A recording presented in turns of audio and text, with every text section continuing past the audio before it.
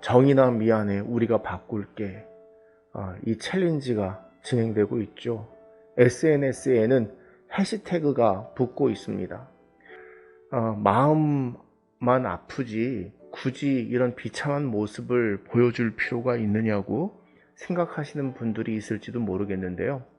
크리스찬은 십자가의 능력을 붙드는 사람이기도 하지만 주 달린 십자가를 바라보아야 할 사람이기도 합니다. 십자가는 금칠로 아름답게 제작된 작품이나 액세서리가 아니라는 사실을 여러분 기억하십시오.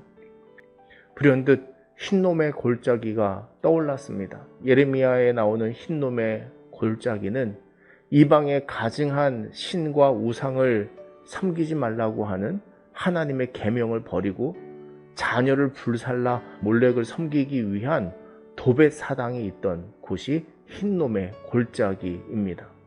여러분 생각해 보십시오. 자녀를 불사르기 위해서 제물로 바치기 위해서 그 골짜기로 데려갑니다.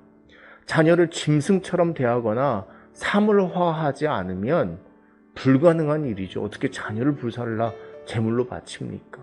흰놈의 골짜기 도벳 사당이 어디에 있었을까요? 놀랍게도 하나님의 성전이 세워진 예루살렘에서 불과 사리에서 오리 정도밖에 되지 않는 매우 가까운 곳에 이 도벳 사당이 있었습니다. 그 아래는 토기장이의 밭이 있었는데요. 흔히 하나님을 사람을 빚으시는 토기장이에 비유하곤 하잖아요. 예레미야는 토기장이에게 옹기를 사서 깨트립니다. 그것이 깨지고 나면 다시는 사용할 수 없는 것처럼 사람의 목숨이 그와 같다는 것이죠. 이미 흰놈의 골짜기에 있는 사람들은 하나님의 형상이 깨진 토기와 같은 존재가 되어버린 것은 아닐까요? 오늘날에도 흰놈의 골짜기는 교회와 사람들 중심 매우 근접한 곳에 있다는 것을 알게 됩니다. 사람을 상품화하고 사물화하고 이익의 수단으로 삼는 일이 어디 아동학대뿐입니까? 이기적인 삶의 방식과 전략을 따라서 누군가의 생명과 삶을 제물로 드리는 일이 세상 곳곳에서 도처에서 벌어지고 있습니다. 행복샷을 찍기 위해 물질과 번영이라는 우상에게 타자를 불사르고 있는 일들이 비일비재합니다. 예레미야는 흰놈의 골짜기는 죽음의 골짜기로 불리는 날이 분명히 있을 거라고 하나님의 말씀을 외치죠. 참된 신앙과 믿음은 무엇입니까? 일상화된 폭력과 악의 평범성에 물들고 길들여진 채 우리가 세상을 살아갑니다. 세상에서는 악이 승리하며 세상은 변하지 않는다는 일상화된 절망감을 가지고 살기 일쑤입니다. 전쟁은 끊이질 않고 학대와 차별은 한 번도 멈춘 적이 없습니다.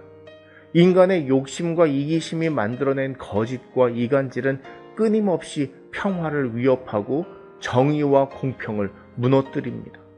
자기 의와 만족을 위해 누군가를 희생시키고 불사르며 숨통을 조이는 짓은 이스라엘 근방 도벳 사당처럼 우리 삶의 근방에서 여전히 벌어지고 있습니다.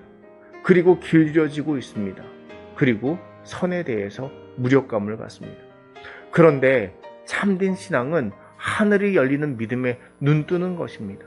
세상이 아무리 그래도 하늘이 열리는 것처럼 소망을 갖고 아주 미약한 일이라도 이것이 무슨 얼마나 도움이 되겠는가, 이렇게 회의적일 수도 있지만 아무리 미약한 일이라도 실천할 줄 알며 선에 대한 믿음과 긍지를 가지고 해야 할 일을 해야 하는 것입니다.